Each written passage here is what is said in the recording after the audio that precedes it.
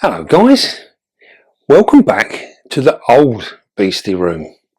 Now we've been getting a lot of questions about, and people messaging me actually asking where are we keeping the slings and things like that, because in our new room, which we are still moving stuff into, which all that stuff has come out of this room. This is our old room. So I thought actually it'd be quite nice to actually come back and have a look at the old room, because we're doing quite a lot of work in the new room at the moment. So there's stuff everywhere. We've got some new inhabitants coming as well. So yeah, we've been real busy down there.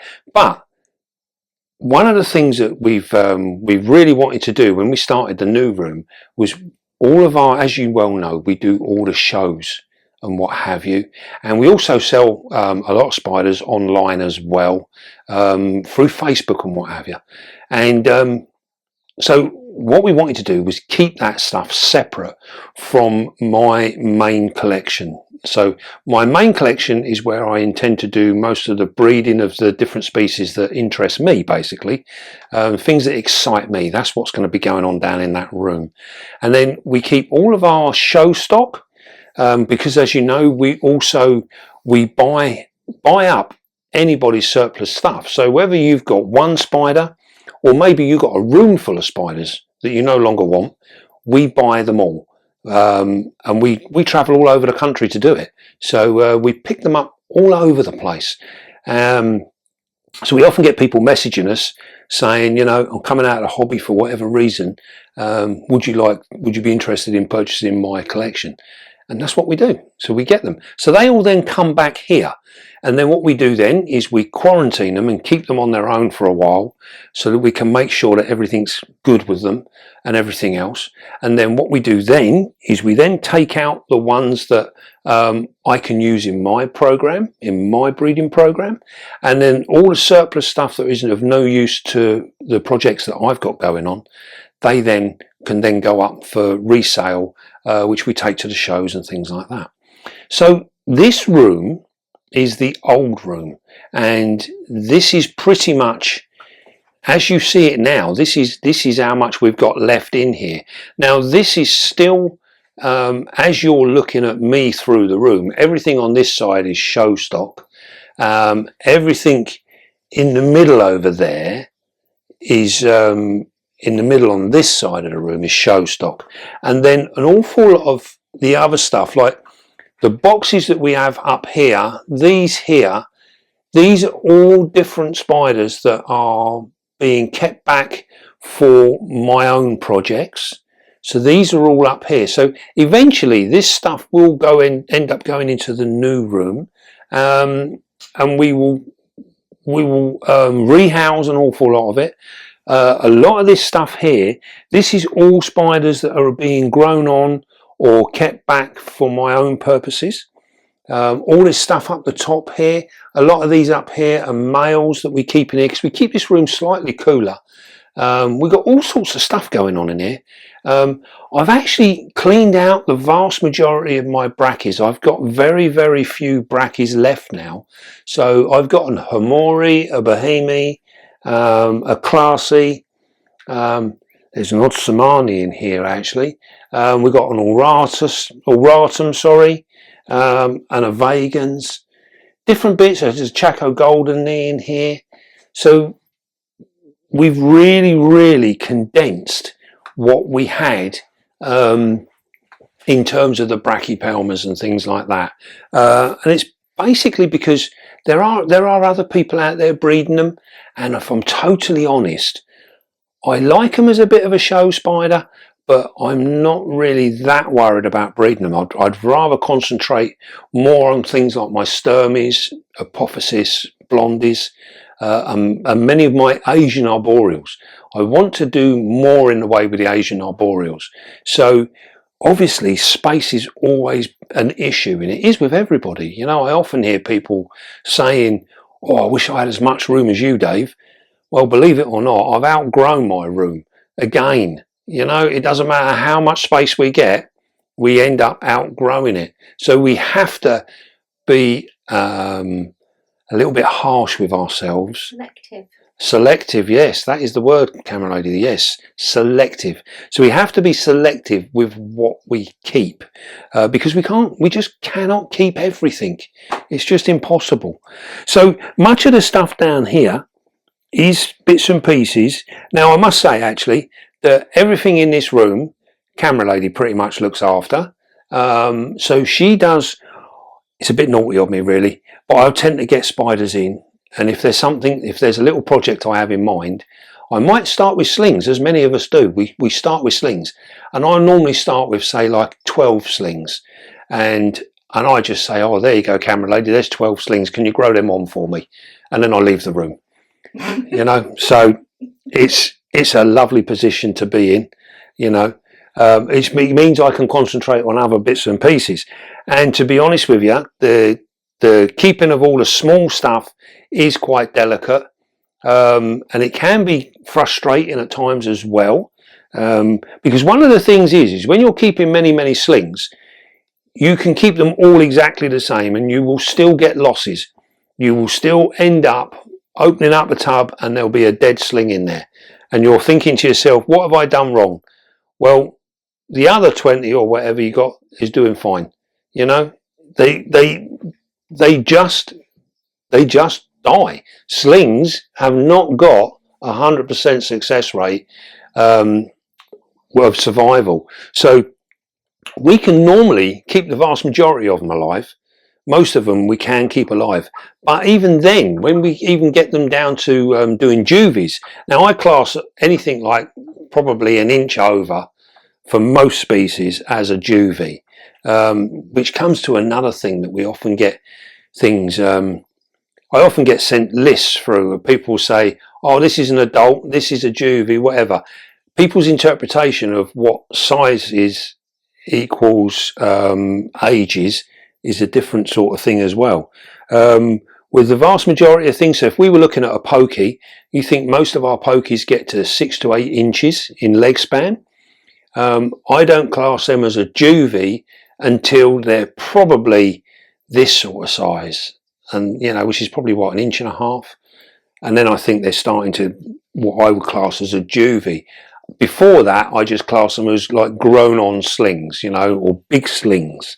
So we have got a few bits here. This is a good example. This is, let's come and have a look at this. This is what we got here. This is a Sabar red, and we got a number of these which we are growing on. What we could do, we take that lid off. Now this is just a sling. This is a sling, but this is a, you know, this is a big, well-established sling. Notice it's not showing any red colour at the moment. It actually looks very similar to a Sabar blue, and we have got some of them as well. But there's very little in the way of red colour there. But that will come in time. So what we do is we keep them in these sort of arboreal like tubs. Maintenance. Yeah, and what basically that is enough room in there to grow that on, which comes to another thing that we often get asked. You know, what size enclosure do I need for my slings and things like this? And basically, if you've got a very small sling, the last thing you want to do is give it a mansion to live in. You know, this is quite large for this size sling, you know, but it gives it room to maneuver around, and it also means it's easier for you to maintain the environment in here. About to say, for me, it's really helpful. Yeah. So you can maintain the environment in here much easier than you can in a sling pot. You know, in a sling pot, you can grow them on just as well in a sling pot, but you have to be a little bit more on the ball, as it were, to maintain them. Now, if we look at something else we've got down here, we've got all sorts of things down here. Oh, I'd look at the Azendamis.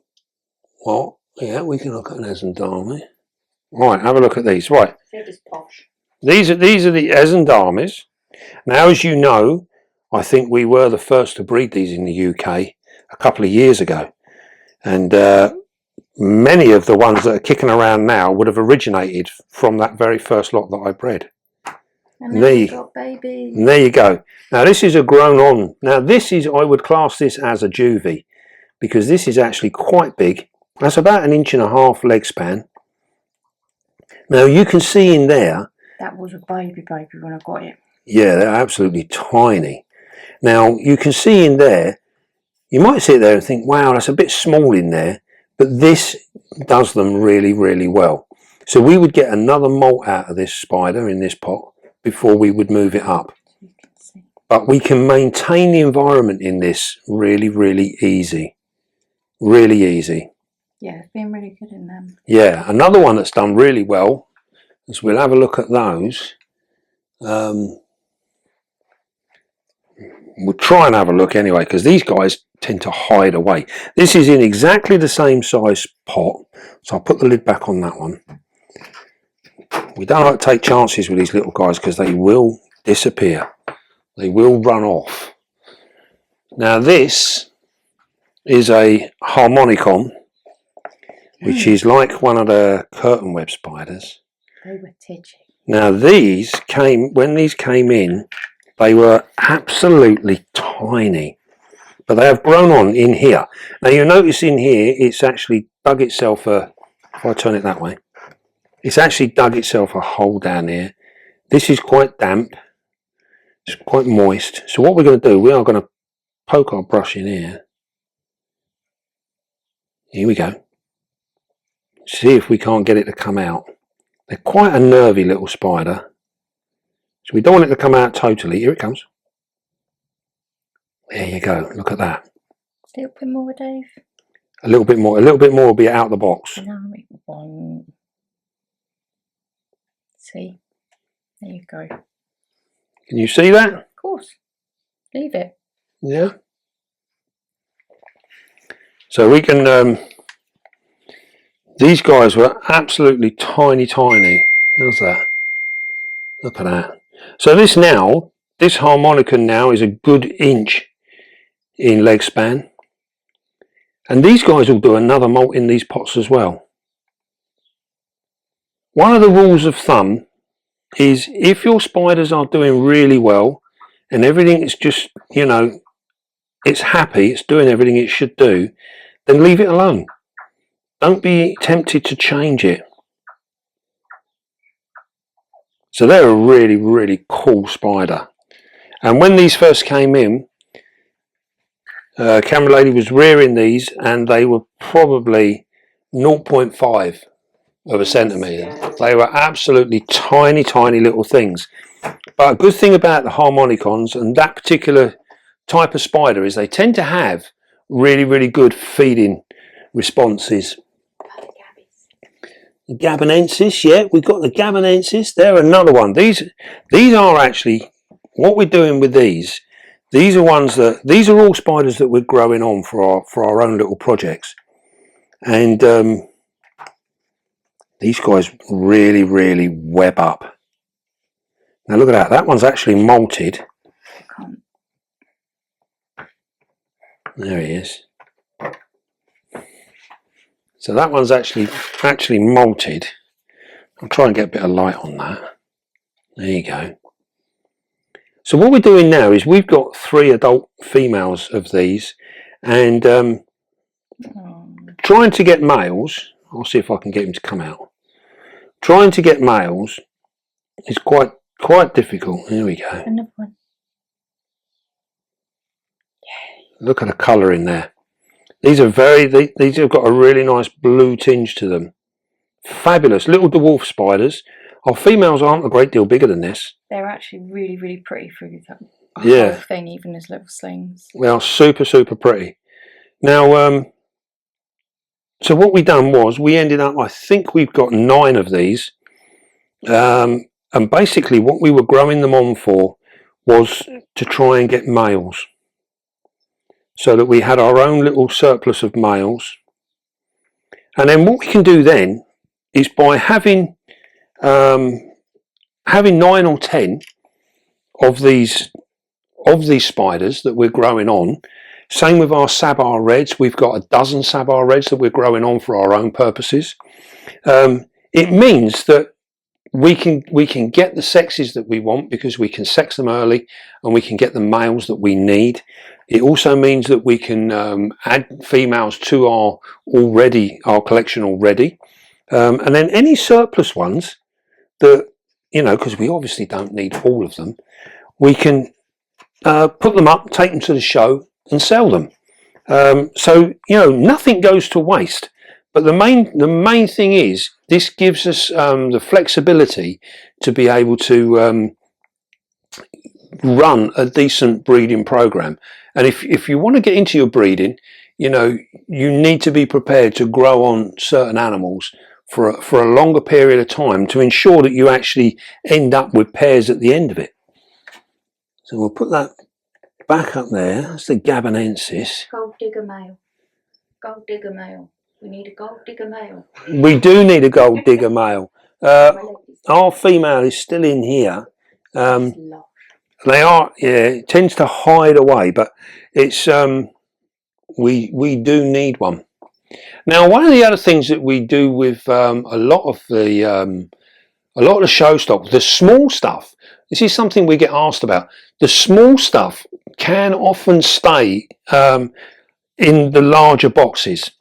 So a box like that sort of size, we can keep spiders in there that are like a third of this size. They're quite happy to stay in them boxes, and we can maintain them in them, and they're not too bad at all. They're quite good. And the smaller stuff, the dwarfs and things like that, will do very, very well. Excuse me. Our bigger stuff, we then we move them over, and they either go into Braplas or they go into the really useful rubs, which is like what we have here. This is a spider. So these make really good maintenance boxes. So if I bring this over here, this is a firm favourite in the hobby, and one that I've hung on to. There she is. She is absolutely beautiful. And this, of course, is the Brachypelma auratum. And look at that. Isn't that just an absolutely delicious spider? You notice on her abdomen here, she's lovely and clean. So we get no hair kicking from this girl. And this is because we very rarely ever bother her. We literally feed and water her and leave her alone. We really don't interact with her at all. And that keeps her in a really nice thing. So this is one spider that I am tempted to perhaps try and breed. I just like them. You just can't get rid of her, and I love it. I know. She's been put on the sidelines a couple of times. You can't do it, can you? And yeah, she's still here. So I sort of yeah, got a bit of a soft spot for that one. We like that.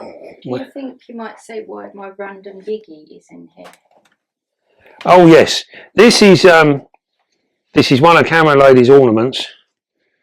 A wooden giraffe. As you can see there, it's keeping an eye on all the spiders. I think it's on security patrol. No. No? Well, look at this. Someone found a home and didn't want to come off. Look at that. And that is a dead leaf mantis. Yeah. I'm not so hot on mantises. Do you know what? I need to learn more about them, because I've actually kept a lot of them in the past, but I learnt very little from them. She's hiding. Hey. What we'll do, we'll see if we can't wake her up a bit. Let's come over here. Get her in the light. There she is. There she is. Look at that. She's like, what are you doing? Now she has sort of taken up residence on this giraffe's head, and she seems very, very happy.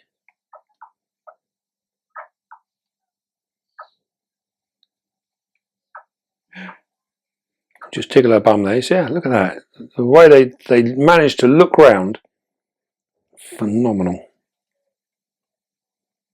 Hey.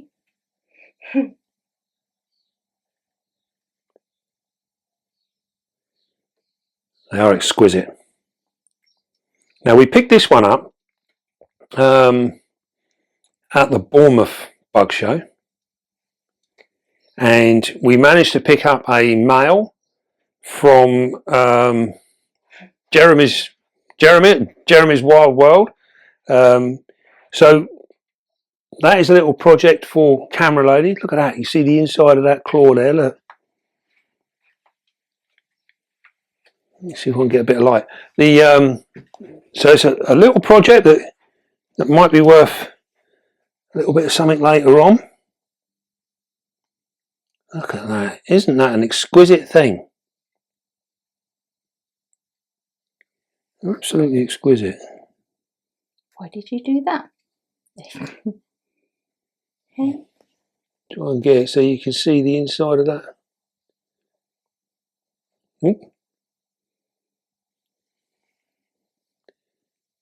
It's really cool. So we have got a little male. He is over here. He's not ready yet. He's our little male. He's only tiny. You're sort of blasting him out with that, right?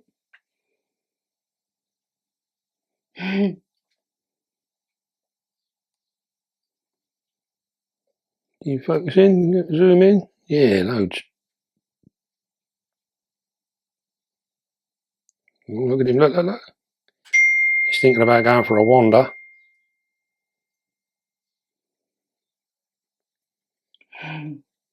Right, let me put him back before he disappears. Oh, look at him. Oh.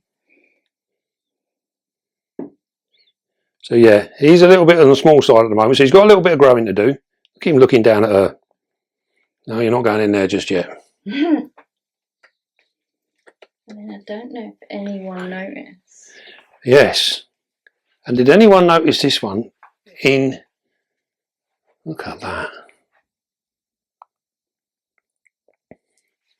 Now this is one that we got from Sarah, our good friend over at Philippa's Palace, and she brought this one round as a gift for Camera Lady, and she's grown her on from a tiny thing, and focus. Can you help me? And this is a female. That's it. You got it. Thank you. She is super. What we can do now, this is something we were told. Sorry, totally lost her. You lost her? Yep. I haven't got any roaches here. Should we give her a cricket? I've been told not to feed her some crickets. We'll have to wait. We'll have to wait. We should have thought about it. Yeah. It's a bit impromptu. I think the odd cricket doesn't do them any harm, but a full diet is probably not such a great idea. But look how well camouflaged that is. You come round, you can see it's like literally just disappears in amongst the foliage. Now, talking of green things, how about let's have a little look at Odin. So Odin is still in his box. He's a big boy now. He's getting big, yes, he is getting big. There he is. There's Odin. So we've got a nice big enclosure for him. I think it's a him. And he will be going down into the shed very, very soon. So when we actually move him and we make up his enclosure, we will do a video entirely on Odin.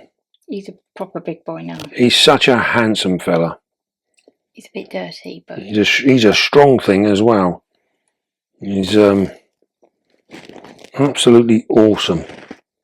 Look at the size of that mouth. Now he will actually polish off just about anything that comes within reach of that mouth.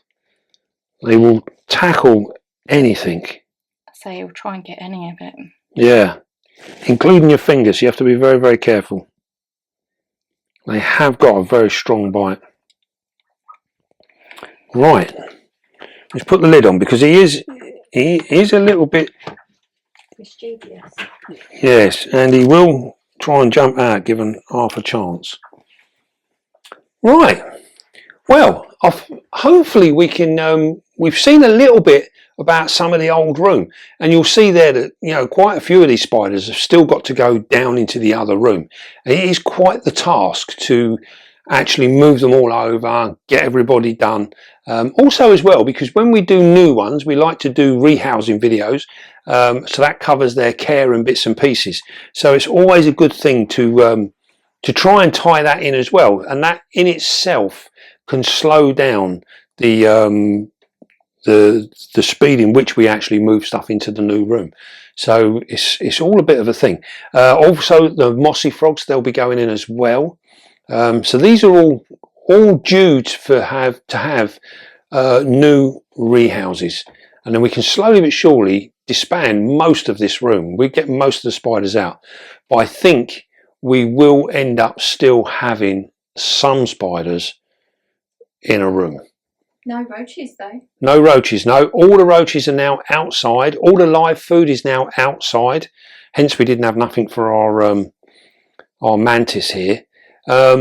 So yeah, so that's a massive big thing. Just getting all of them outside has made a really big difference to what we're doing, and made it a lot friendlier indoors. Much better, isn't it? Yeah. Much better. Right then. Well, if anyone's got any questions or anything, do put them down in the comments, and yeah, let us know what you think. If there's anything that you'd like to see in terms of a video, or you've got any ideas, just put them down in the comments and we can see what we can do. Not everything is feasible and not everything is good viewing. So try and think of things that would actually be enjoyable to watch. And then also as well, something that's a bit educational as well would be nice. Whether you're a beginner or an experienced or anything like that, share your thoughts and let us know what you think, and we'll see what we can do. Right then. Well, I hope you enjoyed that, and don't forget, be calm, be gentle, and love your spider. And I'll see you all soon, guys.